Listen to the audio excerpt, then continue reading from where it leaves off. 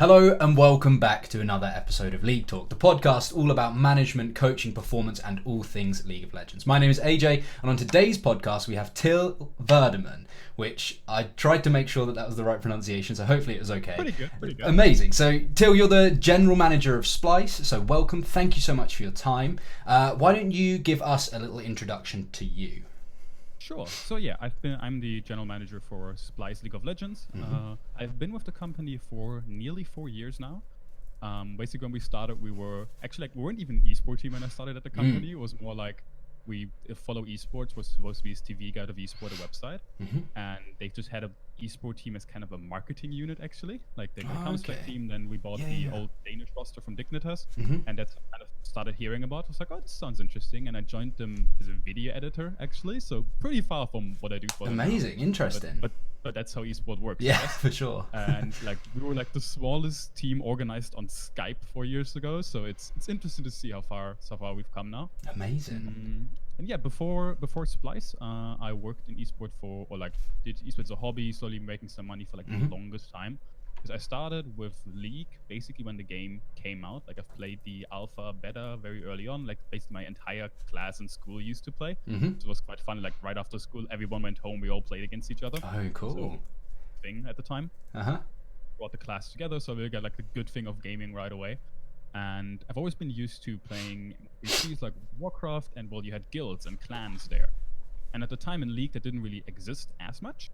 So I, like being 13 years old, I thought, well, this should exist in leaguE. So I built like my own community clan, and a couple others joined, and became like one of the more like larger clans in Germany, with a couple hundred people, literally just like not really competitively playing, but just having fun. Like we formed our own teams, did practice, and I mean most of us were probably gold or something. So it wasn't high level, but it was fun. Amazing. And that was kind of the first time when we just challenged a different clan to like a clan war, it was called. Okay. This is not at all how you call it anymore. And it was streamed on Own3D TV at the time from like a guy with 30 viewers. Probably half of them was us sitting on TeamSpeak cheering our own guys on. It was great. And I realized like this is fun. Like not even like just watching esport, because obviously knew of esport, but like having your own team compete and like having stakes in the game is really, especially when you're like me and you can't really compete. Like I was never high enough to actually play. So it was like the thing I can do. Amazing. So you were pretty much managing from the get-go then? Like this was your role, and even if you didn't mean to, it was something that you sort of took the mantle of. Interesting. I kind of took like a side route through video editing and doing a lot of creative work. But then at Splyce, like the last 2 years, I got back into the manager role, and I like it. I enjoy it a lot. Amazing. So you were pretty much entrenched in esports from early on then? It wasn't... What about traditional sports? I know in Europe, obviously, things like football and things like that are huge, but was that something you went into or not so much? To be honest, I did sport as a kid, of course, but like starting the age of 13, like sport was my thing. Like I can, in a way, say I have 10 years of esports experience, even though obviously this stuff is like a lot of hobby and you just did whatever. But at the time, also that was like league esports. I still remember playing Go for LOL and for Player Cups versus Fnatic and Dragon. Because the price was 450 euros, and we would play these tournaments, and they would too. Like it was before Season 1 World Championship, so like I remember it being like the smallest thing ever, but everybody just played it, and you just had fun there, and you could play pro teams, and that was kind of how the world worked at the time. Awesome. Super interesting. And then, so you were video editing. How do you go from video editing to general manager? That's such an interesting little pathway there. Basically, well, I've always had managing experience. So for me, like I used to manage Planet Key Dynamics in the German scene for a long time. We won a couple of German championships.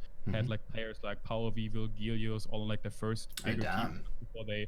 Like I basically gave them to Unicorns. They were contracted with us, but Unicorns was about to qualify for LCS. We're like, we're not going to take this chance away from you guys. Like, you go to LA and like play this expansion tournament. Worked out quite well, to be honest. They've done right for themselves. I've now realized that Visachachi was also like, because I essentially got Visachachi through letting them do that, and then now he got us to quarterfinals at Worlds. So that's a good deal. Complaining.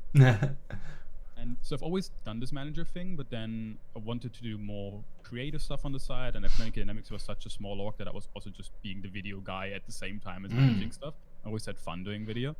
And then in my studies, I choose media and communication, so also more the creative outlet. Did some stuff agency, more in the web design area and those types of things. But started to realize that I kind of missed the whole managing a team, Yeah. being way more involved in the results. Mm. Because you film a team and you know the guys, of course, but it's not the roster that you've built. Like, it's not what you put your heart and everything into, and then they win or lose and everything. You're there, you invested, but it's not as real in that. Mm-hmm.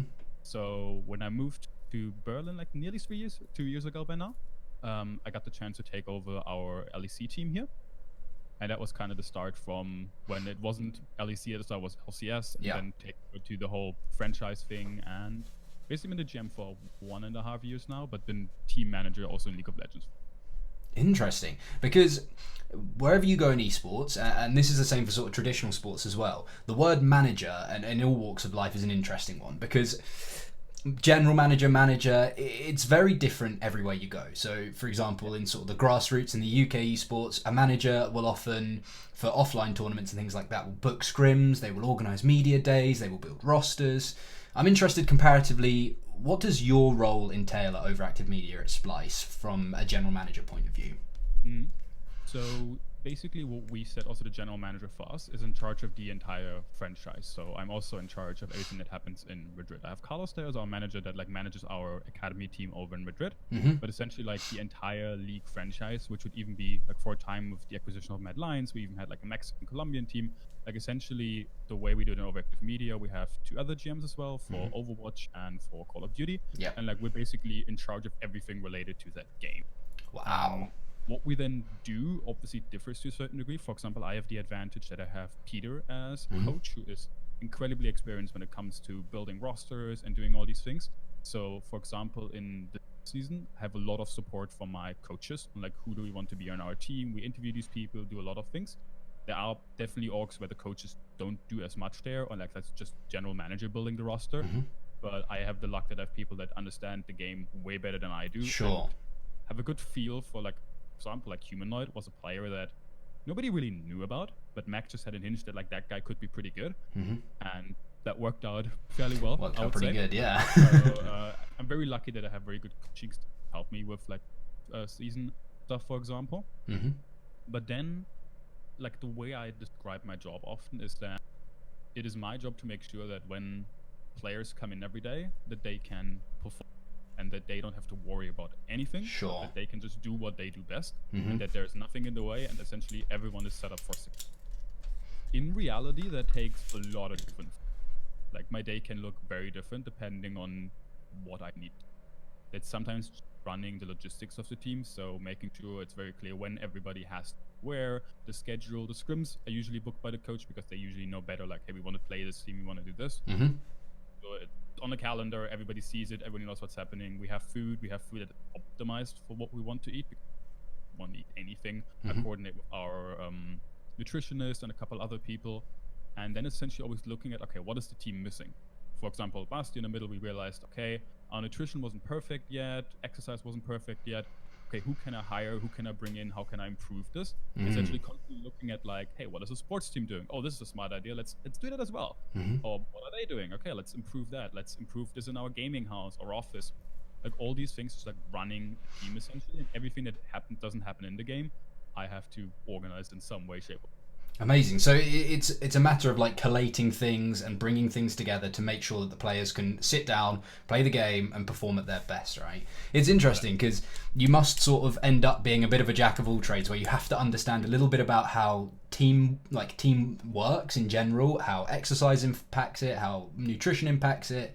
Has that been sort of a difficult learning curve, or have you quite enjoyed finding out about all these different things? I had the luck that I've basically started as a manager very early on with Planet Dynamics and teams where the stakes were lower. Like we just did everybody knew how to do things, so it makes life a lot easier. But it's definitely interesting because, as you said, like it's a lot of jobs at the same time, and sometimes you can just trust that you hire someone and they will do it well.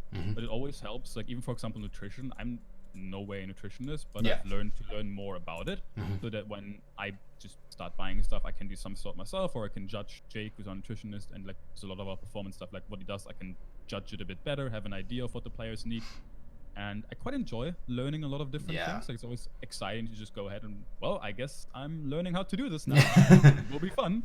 Google, how do you do this? It seems to be great. So it's a lot of that, to be honest. We just like, you need to be ready to be clueless for some time and then just figure it out and hope for the best. Yeah. And because esport is still quite small in that regard, we don't have expert on every role. Like, we make it work, and I enjoy those types of environments. Good news. And you touched on two things there that I want to chat to you about. One was staff, and we'll get onto that in a little bit. But just before that, you spoke about nutrition, obviously. And in between games, during the LEC, cameras often will go into the little rooms that you guys have. I presume they're like a green room or something like that. Yeah, basically. And one thing that people noticed very quickly was this like Splyce restaurant, right? In which you guys become a meme, yeah. But essentially you guys would have an array of snacks, and there's these amazing pictures of all these like different like beautiful nutritional food for these guys. Whose idea was this? How did it go down? What were the players thinking when it came to them? I'm interested about the whole story of this. So this whole thing started in last year's Gauntlet. Or basically, it first started with we played Schalke in playoffs and lost to Schalke in the 5th game.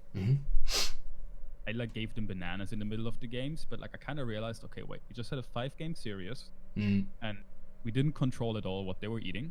We didn't control at all when they were taking Red Bulls. And you really look at it and you go like, could we have won this series because it's a 5-game series, super close, if we've done this better? I was like, okay, we need to do this better. Luckily, Mac, our head of performance, head of player development, had a good understanding of nutrition already.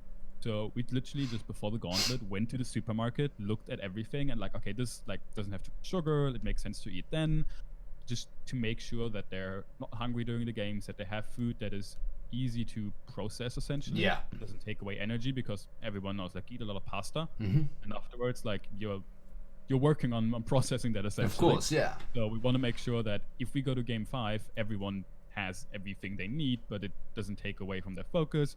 We want to give guidance on like, when should they actually drink? When is that a good idea? So we rudimentally informed ourselves, went into the supermarket, bought stuff, and also at the first time, I think we did it differently than you see it now. Basically, we had bags for every player. We can measure how much they were eating. That didn't prove to be that good because in the end it didn't really give us information of like, we didn't really need to know how much they were eating. They just eat as much as they feel like. We weren't that obsessive over it, so we kind of changed it to be more of like the menu you see now. But that proved quite useful because all of our Gauntlet matches were best of 5 versus Misfits, which we won in game 5, and then a best of 5 also going against game 5 against Two. So it was quite good to have all this ready, and it just proved to us, okay, every best of 5, like, we just need to make sure we have the good. And then luckily for this year, we hired Jake, who's actually a lot more skilled in nutrition, and he's like Viking, we call him. His beard, and sometimes goes on stage. I really love him. And this is where we really went, okay, like what can we improve? And now basically every time we do it, we look at what did we last time? Okay, I think we need more meat. We need more of this. We bought like proper presenting things. Just also to look nice. That's why everybody sees it, because I guess something like put different colors next to this to make it look nicer. And the players usually super stoked to have it. And it's just, besides the food part, to me it's always important that when a player arrives on the day and sees this type of preparation, it gives them the feeling of, oh, we seem to be ready. At least on that part. Like, I'm constantly going like, this is what you're going to eat this is when you're going to drink energy drinks, this is your guidance. Don't worry about it. We got that covered for you. Just show up and play your games. And it just gives everyone the feeling of like, oh, we seem to be ready to what we're doing. Even if it's a small thing, it doesn't win you or lose any games. But like, we spend so little money on it comparatively to our player salaries. Like, why are we not? So we. Yeah, I understand. And I guess with this sort of work, and especially when you're at sort of what would be considered elite performance, and that's what these guys are, it's a game of inches, right? It's that little inch that you can get on top of the opposition who you know might not be doing this or might not have quite the amount of expertise that you guys do for it. And clearly really, really important. And it, you know, one of the things that a lot of people have this sort of stigma is, especially outside of esports, is those sort of gamers that will sit there with Doritos, with Cheetos, with Mountain Dew, Red Bulls, all that sort of stuff. And for me, my background is in traditional sports, and I actually have a qualification in nutritional advising as well. So it was amazing for me to see that this is something that not only is being executed on, but is being executed on at the highest level of sort of European performance as well. So it was wonderful for me to see it. How did the players take it though? The players were quite happy? They enjoyed the food? Quite good, honestly. Like with all the snacks that we knew what people like. For example, simple thing. I know Kobe likes apples, so just make sure I have apples for him. Yeah. And like over the year, you kind of learn the little snack foods that are healthy, but that they actually like, Mm. and you just kind of like tailor the menu to them. And honestly, we've explained to them why we're doing this, and they all were on board. It all seemed like made sense to them. Mm-hmm. So people were a bit hyped, at least, to get the good snack food. So it always worked well for us. And I didn't have a player that complained about it yet. It's more that our normal food that we eat every day can sometimes be, if it's too healthy, then Sure. to complain, of course. But everything we serve them on game day, I've not had any issues with players so far, and everybody just like been eating it and like instantly probably also felt that up. This seems definitely a better idea. Yeah, we just had a bit of a PC crash, so apologies for that. But we heard you say that essentially you think it was a really good option for the players because at Riot, and it sounded like you were going to talk a little bit about what the food choices when you're at the studio. Yeah, so basically, I mean, what Riot provides is a lot of like more unhealthy snacks, like candy bars and those types of things, like bread forks, like baguettes and these types of things, which like for example bread we try to avoid during games because you just don't digest it pretty well. Yeah. So honestly, I mean, they're just providing whatever, and as I said, they provide something.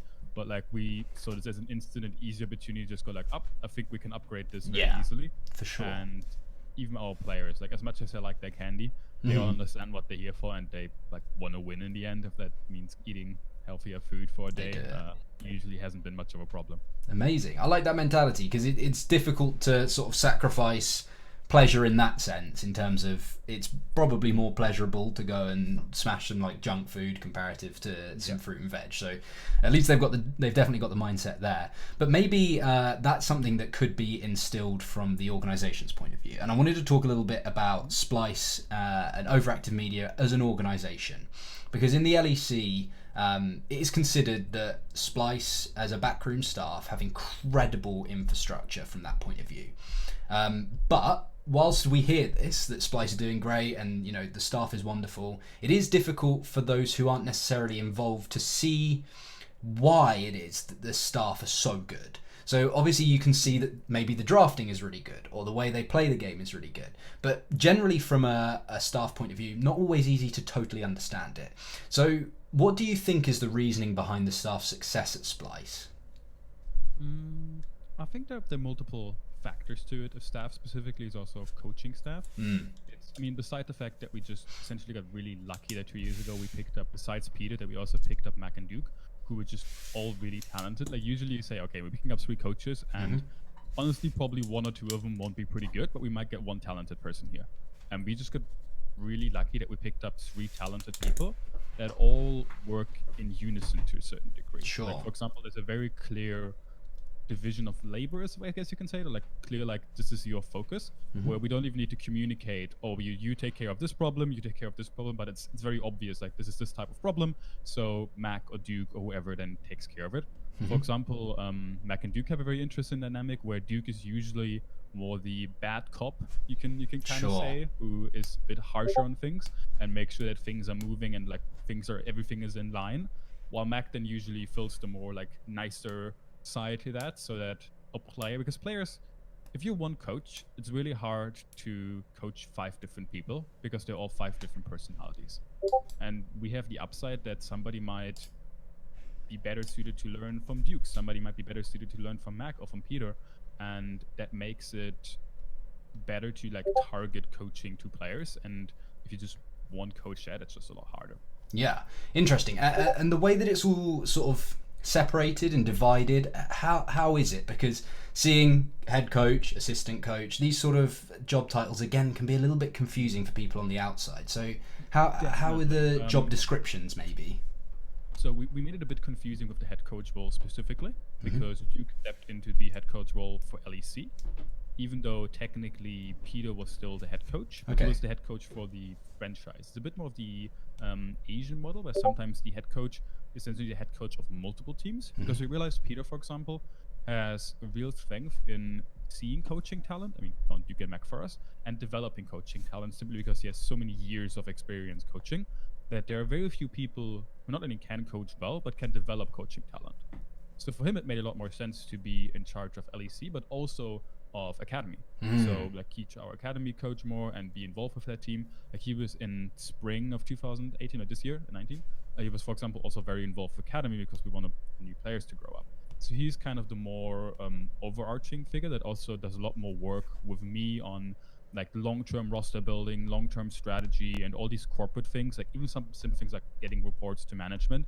A lot of the things that would be annoying to do for the active head coach and dueQ, he can take away from him, and that way dueQ and Mac, who were more in the like active coaching role for the LEC team, can just focus on that and don't have to deal with the corporate stuff. They don't have to deal with the long-term strategy as much, and kind of Peter can like shield them from that and then coach them on becoming better coaches and give feedback. Then dueQ was essentially, we called him strategy coach internally, but for Riot purpose, he was the head coach, and in what he did, he was the head coach of the League of Legends team. He was the guy running scrims, he was the guy on stage, like essentially how you would usually define a head coach, that was dueQ. And especially for his first year, which I think a lot of people forget, like he did a fantastic job. First year going to quarterfinals of Worlds. I don't think a lot of coaches have done this. So he's basically like, even a normal scrim day, dueQ is in charge, dueQ runs scrims, did all these we would usually expect from a head coach things, and it's like, as I've already explained, more the harsh figure in that sense. And then Maxwell was head of player development, which specifically isn't just a normal assistant coach like you would usually have it, but he also is a bit responsible for other areas, which like the whole nutrition thing started with him. Like it was his idea to also go like, okay, we need to improve this. Let's go to the supermarket, buy some stuff. So a couple of the out of game improvements, especially at the start when we didn't have that much staff there, Mac was a crucial part. And he also does some work with Academy. He's really excellent scout. So it's really important for us that he gets to work with Academy, gets to watch other games. This, especially when it comes to picking up new talent, that's also more what his role is. And then inside a normal scrim day, it's working with dueQ and bringing that like often nicer perspective to the whole thing. And that made them a really good duo for coaching all types of different players. Yeah, it's interesting because, you know, you see a lot of organizations that will pump money into players. And of course that is a strategy and it makes sense and it's totally understandable.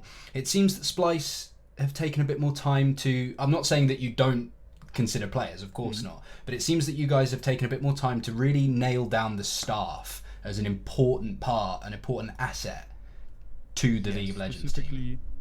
Specifically in League, we've realized with like being essentially blessed by getting Peter, Mac, and dueQ, and once we realized, okay, there's some really incredibly talented people here, and we've seen that coaching is such an important factor in developing success and also long-term success. And there's something simple that I always, when, for example, management asks me, oh, why are we paying these people that much? Like, why are coaches paid this much? And then I can go like, well, they find you someone like Humanoid. Yeah. Like if I were to buy Humanoid on the market, I don't know if I could. Like even if I had all the money, like it's super hard to buy a player of that caliber. Yeah. But you need someone as talented as Mac to find the player, and then you need the entire coaching staff to build that guy up through the years, so by the end of the year you can face Faker. Yeah, well, I guess that's the interesting thing as well, isn't it? Splyce have always been known to be that team that in the past have completely lost rosters in some circumstances, and then not only have rebuilt that roster, but have rebuilt almost stronger in a sense as well. Yeah. I mean, we got, in a sense, lucky that we got awesome new pickups with Visachachi and Oscaran and Humanoid last year, and then obviously kept key pieces with Zeusei and Kobe. But it's definitely also something when I look at the franchise in like the next 5 years, if I can put in place a coaching structure that is really, really good, where we just have a lot more knowledge than other teams what is good coaching. Yeah. When I put in place a really good performance structure, like how do we make people perform no matter who comes in our house, like nutrition, getting really good sleep is super important, mental part, everything. Like how can we put that into place long term for us as an organization? Because that you can't get away. That piece can't just leave and sign to another team. Which is the big problem with players. Obviously you can do long-term contracts and all these things, but at some point you're going to lose them. And if you have these things in place, it's also for a player that comes to us, they know this is what we're going to do for you. This is the place where you can probably develop the best. And that helps us in acquiring new players as well. And we saw all of this being a lot more important than, in a way, doing the NA approach where this player used to be good. Let's get him. Yeah, because I understand. Often it's that you get a player that, well, used to be good. And we like to get a player that, well, isn't good yet, but we get him before he's really, really good. Yeah. Because then we have him when he's really, really good. And that's harder because you're going to fail a lot of the times. with the right infrastructure, that's the approach we're taking now. Yeah, and if anything, from my point of view, this is a reason why I would be a fan, or am a fan of Splyce, because to see that approach, that it's difficult to say, but in my world, there's a traditional sports approach. This is something that I've done when I was coaching for tennis, for example, and these sort of opinions aren't necessarily native to esports. So for me, it's a reason for me to love Splyce, because it's something that isn't generally considered that I believe important, you know? So hats off to you guys for all of the incredible work that you've been doing for that. And you mentioned the name a couple of times there, but recent news has come out about Vizicachi retiring. I'm super interested because you said he was an integral part of this roster, as I'm sure most players are in most rosters, of course. Yeah. But how much of an impact did bringing in such a veteran have on this roster and maybe even this organization as well? He definitely brought a lot to the team, specifically in out-of-game behavior. Like, we often describe Chachi as the perfect professional. Like, he's the guy who will sometimes even show up at 9-10 a.m. in the morning. But for esport times, it's very early. We start a lot later because also our top performance needs to usually be at 9 p.m. So normally it doesn't make too much sense. Like, he is the guy, for example, he has a document where he lists every single game he's played, the matchup he played, and notes on it. And like that dates back for years. Like, it's a massive document. There's so much prep work, so much information. He's an extremely logical player that needs to fully understand the matchup to be able to play it. And he's incredibly smart. Like, he plays chess on, like, I wouldn't say grandmaster level, but like really, really high level. I've never seen him lose in chess, at least like against esport people or something. Which for coaches is really good because you can debate stuff with him. For example, Humanoid, on the other hand, he's a more intuitive player, which makes him also really good in the moment because he can improvise a lot and can do things Chachi, for example, can't. But for a coach, it's way better to work with a player that can completely describe why he's making certain decisions, that is very logical about his thinking, and that just makes him a really good person to have on your team. And we learned a lot from him as well in this year. Amazing. Because, you know, a lot of rosters will try and get that balance between rookies and veterans, and maybe that's one of the reasons why that you can have someone that will sit down and be able to have this conversation with you that's like, this is the reason I've done this is why I did it in this scenario, comparative to someone being like, I don't know, I just sort of did it, you know, because I'm an unbelievable talent, I'm a rookie like Humanoid.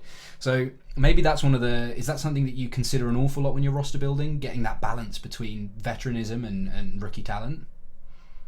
To a certain degree, yes. But we've also seen that, for example, the veteran talent can also come from the coaching staff. It can come from different, like a lot of teams do it where it's like the 2-3 approach. You have 2 veterans and 3 players. Yeah.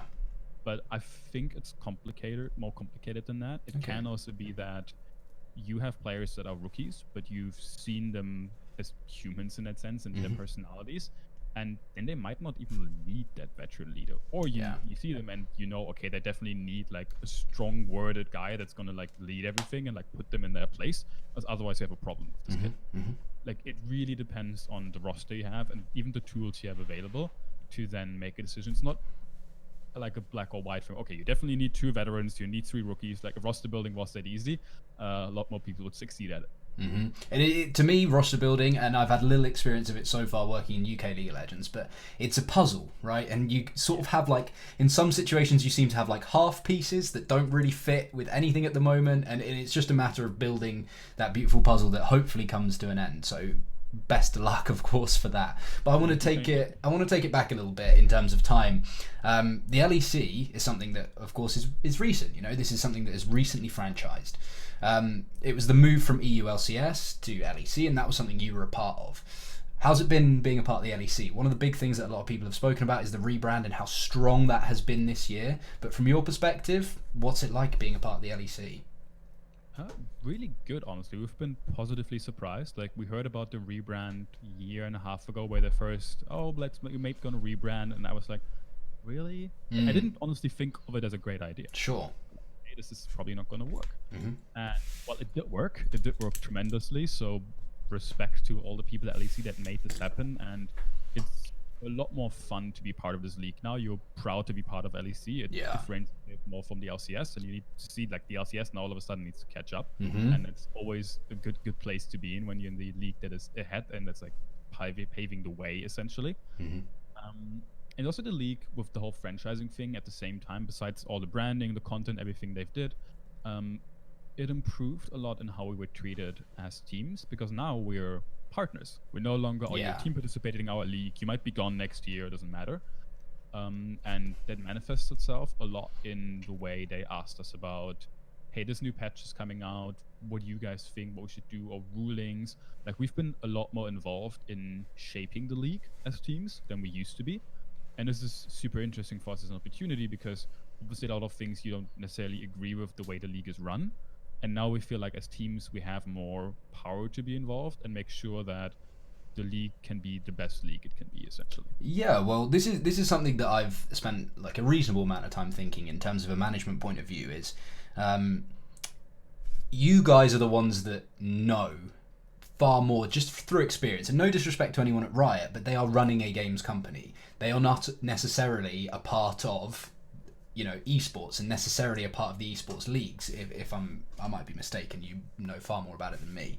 But you guys are the ones that are entrenched within this and do it 24/7, day in, day out. So it makes a lot of sense, and it seems like a great decision from Riot's point of view as well, to not hand the power solely over to you, but give you guys more power as well. Seems like the right choice.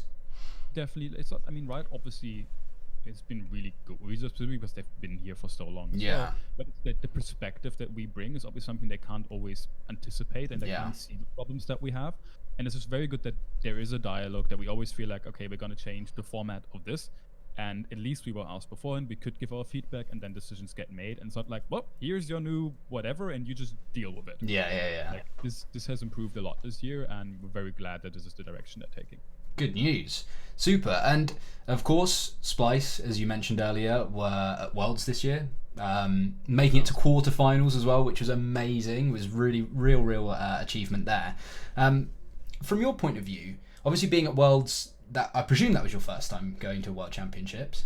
Yeah, I mean, we went with our team in 2016, but that was, I wasn't there myself, and another video guy of us went. It was the first time, like, I was actually there myself, and like with a team I helped build, and like being way more involved. Amazing. So how was it managing a team at Worlds? Like, this is the pinnacle for sort of League of Legends professionals, isn't it? So I guess the first part of it is, what was that like? And then how did it differ to the regular season? Was it massively different? Was there bits that you had to change? Or obviously it was in Europe, so that changes a lot of it as well. It really helped being in Berlin.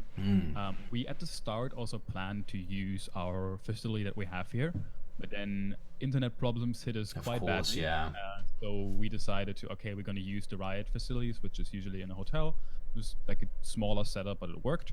So for us, like, the initial plan was we go in and we don't change anything, and that should help us also not be too nervous and just know what we're doing. We then had to adjust on the fly, as you always do.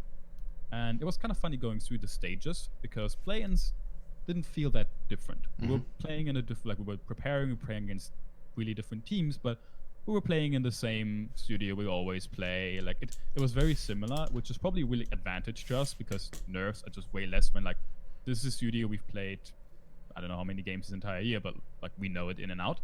So that made it kind of, okay, this is this. And then the atmosphere really changed with group stage, because you go into this hotel and like, you just walk by Faker, you walk by, of course, by all these people, and it just becomes a norm that you all of a sudden between all these legends of League of Legends. And it just, the atmosphere was way more, okay, guys, we need to work now. We need to like get this right. And that was super interesting and just amazing to be part of it, because I've been watching Worlds since season 1. Like, I remember watching it in school with my friends. I remember like us going together, like drinking a lot of beers and watching, I think, season 3 with Fnatic at the time, and all these, like, I just remember all these matches. And like, standing in the arena, I was like, well, we're here now. This is crazy. Fun. So it's a really great experience from like watching it as a kid and just being a fan to like, I guess we're playing SKT tomorrow. This is interesting. Amazing. So obviously it must have been even more mind-blowing coming up from sort of season 1 and even pre-season 1, as you said earlier, to then be season 9 World Championships. Not only that, but the quarterfinals of it, and being a European team must have like ticked all of these crazy boxes for you. There are a couple moments for me still where The one is when in quarterfinals. Actually, the funny thing is my father and my brother were visiting in Berlin, so I got them tickets for the game, and it was really good to see us going from like, actually we're 1-2 here, we need to beat FPX, this is not going to be as easy, and we believed in ourselves, but let's say expectation wasn't that we're going to make it out. Sure. And then winning these 3 games and just like every time going on stage, seeing the guys just like walk towards, big smiles on their face, the entire crowd behind us chanting Splyce, like that is just a memory you don't really forget. And like that makes the entire season really worth it. And that entire day was just so much fun, and it didn't even hurt that much. In the end, we lost against FPX in the second game, but well, I'm the world champions now, so yeah, I mean, you can't complain. So that was the standout moment for you, was it? That was an amazing experience. Then very similar, actually, Madrid being an incredible, even bigger arena, Spanish fans going crazy, and there's a moment to when we won the first game against, well, third game against SKT, where I grabbed the players backstage and just like the excitement, the atmosphere, and literally the entire arena trembling. Yeah. Because everybody was on their feet and just getting the players back into the room and going like, guys, I think we can do this. And like for a bit of time believing that we might be able to beat SKT. In the end, well, we couldn't, but that was an experience that I won't forget. And if somebody would have told me a couple of years ago, like, this is what you guys are going to do, like your rookie mid laner will face Faker, and I don't think Faker won that lane, so that's fun times. Yeah, especially where it's, I bet you sort of felt like a proud dad as well when it's something that you've put together, you've brought up in that way. Amazing. And what were the fans like? Obviously you've experienced Berlin's fans and now Madrid as well. Off the top of my head, I can't remember any other locations, but was it just those two? Paris was fine. It was Madrid was quarterfinals and semis because they couldn't do it anywhere else. But honestly, Spanish fans, amazing. Yeah. The atmosphere, the chants, the everything. Like, especially you think you go up against SKT, which is such a known team, but the European crowd was like, nope, you guys are European, we're going to support you now. Amazing. And that was absolutely just great, because as Splyce, especially in the normal arena, we have a couple fans, but we're not used to like a Fnatic or G2 where the entire arena is in their favor. Yeah. And now we had those moments where like everyone in the stadium, maybe apart from Doinby's wife, for us. So that was for the players and for us just a lot of fun, and fan meets like took hours and all these things that we usually don't get to experience that much. We finally had, and it was fun making Europe proud to a certain degree. Yeah, for sure. I think you made everyone in Europe proud, especially with the mind blowing, like no one expected, with all due respect to Splyce, no one expected quarterfinals as well, you know. That wasn't what we set out to. Obviously we wanted to, but of that course. Wasn't really, we built the roster like, if we make Worlds, like the season is already a big success. Yeah. And nobody talked about quarterfinals. I can imagine, I'm sure. So you talk about building a roster there, and of course off season is now raging on at the moment, and we hear rumors and we hear this, that, and the other. Of course, I'm not going to put you in a situation where I'm like, what's the roster? Of course, that's not what's going to happen. But I'm interested in your personal plans, and maybe if you could, I don't want to put you in an awkward position, as I say, but touch on something that Splyce are looking for generally. So what are your personal plans and Splyce's plans, and what are you guys hoping to achieve during this off season? So something that I've talked about earlier is about what we usually try to do, and a lot of organizations try to do a similar thing, is you try to find a player that is good now, but that can be really good in a year or two, so that when they're really good, you have them. And it's not like, oh, this player is really good, but you're not quite sure if he's going to be good in a year or two. Sure. And this is often where we tend to younger players, or we tend to rookies, and especially the entire European ecosystem of EO Masters has been really good for developing talent. Like this season, I'm sure we're going to see a lot of rookies come up. We're going to see a lot of new faces, and I think a lot of really talented faces. And we've been seeing this for the past 2 years now, where Misfit's a perfect example. They put their academy team in, and all of a sudden these rookies are actually better than this hype roster. So we're very much buying into that hype. And also what we've realized, what has been told before, like Splyce coaching staff really like teach our players how we want to play the game. Yeah. I don't want to speak for my coaches too much, they may know way more about that there, but for us it's very interesting to take younger players and really teach them how we want to play the game and how we want to run things and how we want to do things. Obviously still taking inspiration and everything from them, but something like performance, I talked a lot with Jake, our performance manager, about that. New players coming in, we can finally go like, okay, this is how things are run at our team, this is how we do things, a lot of older players, when they're used to the old days where it didn't really matter what you were eating, you weren't doing any exercise. Yeah. It's a lot more of a changing dynamic. For some of them, like new players, just like, hey, this is how we got to quarterfinals. This is what we do every day. This is what a professional gamer now is, and you can kind of elevate that a lot faster than with a couple veteran players, maybe. Mm-hmm. And then anything personal? Is there something that you're looking to achieve in the off season? I put out a tweet personally recently that was like, for players, why not use this opportunity where the season has ended from a pro point of view, a competitive point of view, and a solo queue point of view to take up something different. Maybe get into exercise, get into meditation, use your time wisely. Is there anything that you're looking for, or it's just work, because this is the time where you're needed the most? It's a mixture currently of, obviously, we're building our main team roster, we're building our academy roster, and we're moving offices. We're moving also most of our player apartments, because we don't have a gaming house. Players live in apartments that we provide, and moving those into new locations. So currently for me, it's just like work and a lot of logistics. And we're moving out of this office end of this month, so there's looking around way too much stuff here going. So all of that should go. We're moving into a better office and a couple of things, and hoping by the end of the month I'm done with most of those logistics, and hopefully our roster as well and all these things. But currently it's mainly just like getting stuff done, and off season is definitely the most stressful and work heavy part of my job. That's for sure. I can imagine. And you said something there that I'm really, really passionate about, so hopefully you can just touch on this quickly before we start to get to the last couple of questions. Moving out of gaming houses and into a gaming office, was this a decision that you made personally, or it was a sort of a group decision?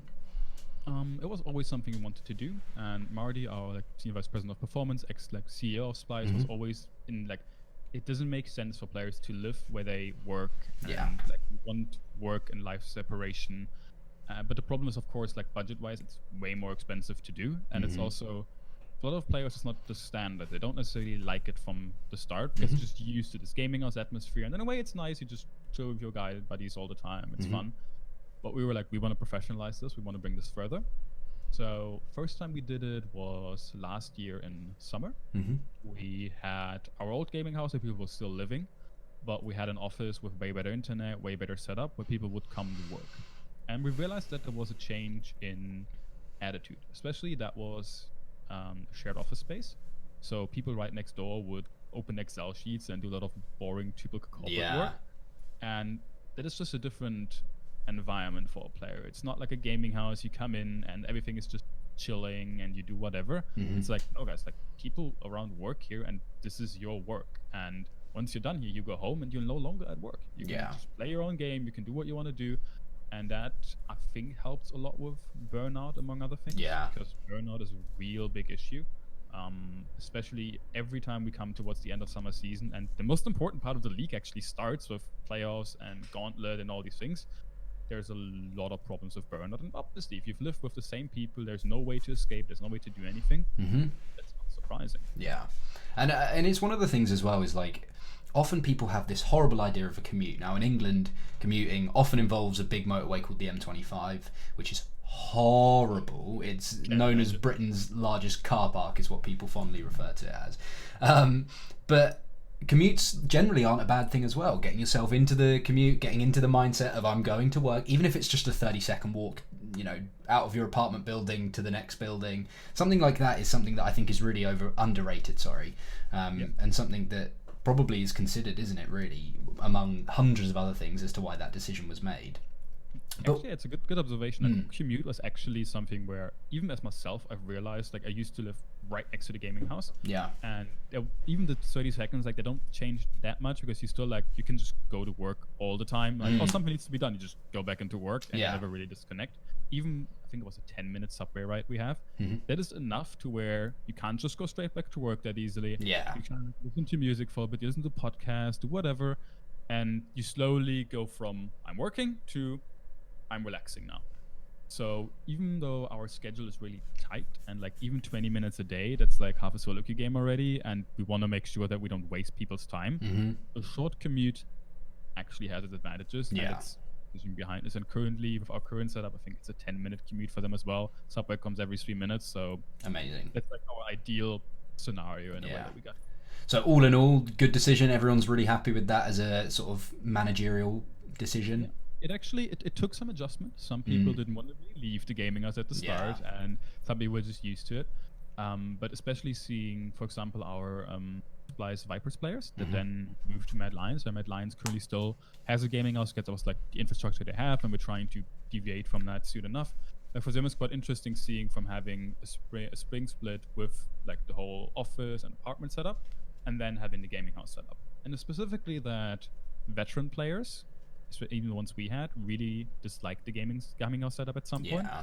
Well, actually, for rookie players that weren't used to anything, living with their colleagues and actually had an advantage for a certain time. But still think we want to get them used to the office environment. We want to get them used to this is work, this is your life, and hopefully reduce burnout and improve focus and a lot of things.